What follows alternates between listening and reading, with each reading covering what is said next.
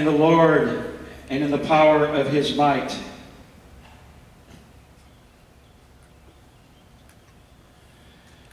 We're supposed to be the ones that are supposed to be marching into all the hells of this world to reclaim this world for Christ. But what is the state of the church? If you want to know the state of the church, just look at the state of the world. We're supposed to affect the world, but instead we have become feminized, and we're the ones that have become infected by the world. The church has become a microcosm of the culture.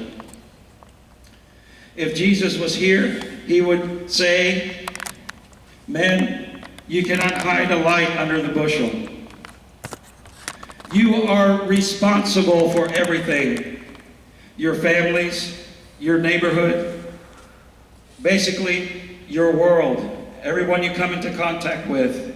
Your world is different than my world." Somehow Catholics have all joined God's secret army. Outside the church, you'd have to hire a private investigator to find out if somebody's actually Catholic. So what are we going to do? Retreat? The only retreat is straight into hell. We fight, as Pope Leo XIII reminds us, Catholics are made for combat. We were confirmed by the Holy Spirit to be soldiers. Our best weapons are the rosary and adoration, but we need to know our faith in order to defend it. You can't love what you don't know.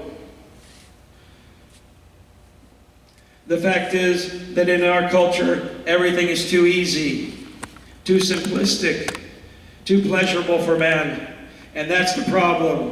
So the ease and comfort of life makes man effeminate. And then there's the problem of technology. Our society is perpetually coddling men. There's a philosopher by the name of Vogelin who makes this observation, that technology brings us a certain pleasure. He says, as a result, we need to deploy the virtue of discipline to subordinate it and to temper it.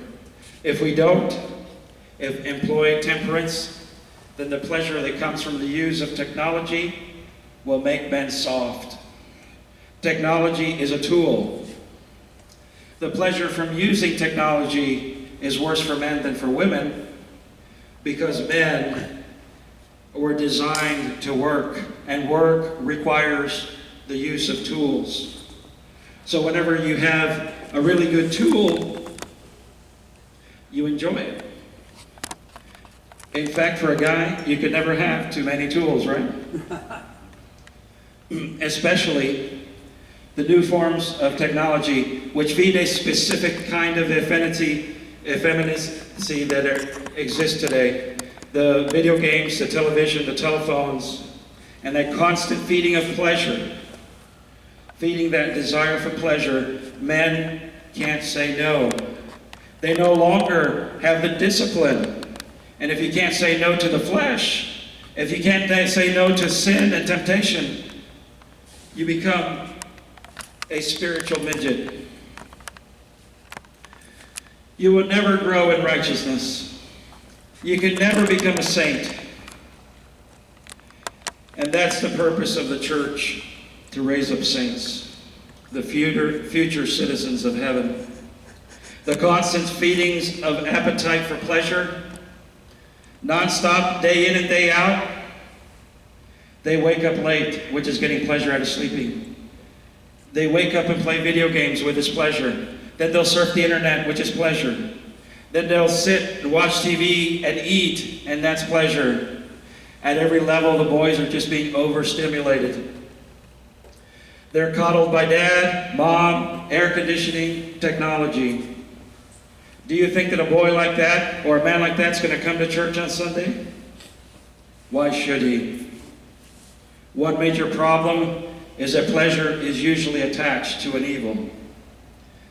So men, in order to get the pleasure, they also get the evil that's attached with it. Once you go against your reason and your conscience and willfully sin, you're doing violence to your conscience and actually becoming stupid.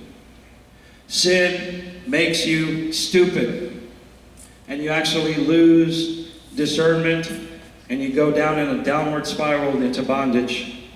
St. Thomas Aquinas said that effeminacy is the unwillingness to put aside one's pleasure in order to pursue what is arduous or difficult. Then later in the Summa, he defines sloth in the same way. A willingness to put aside what is difficult.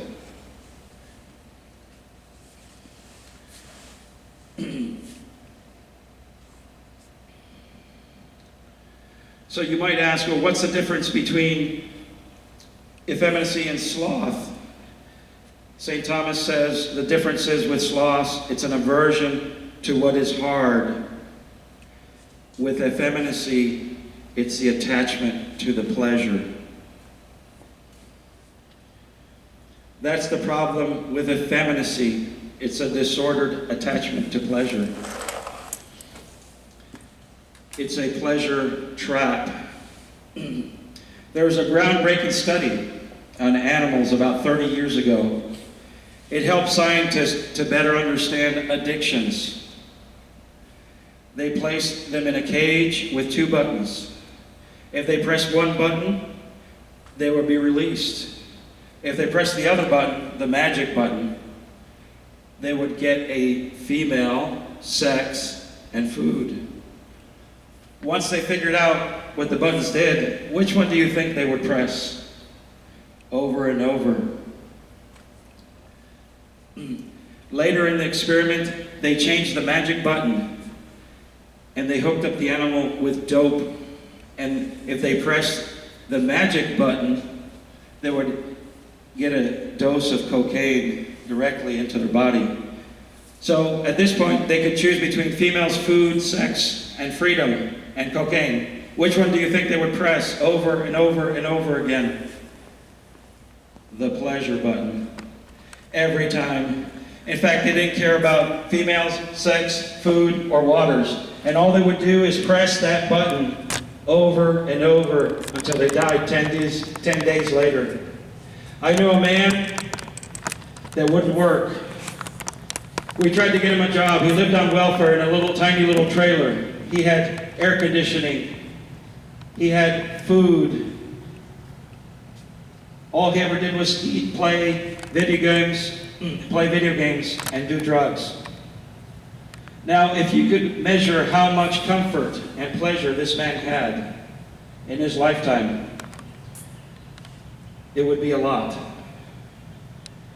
Was that a good life? Was that a good life? No. Intuitively, we know that that was a waste of time, even though it was full of pleasure.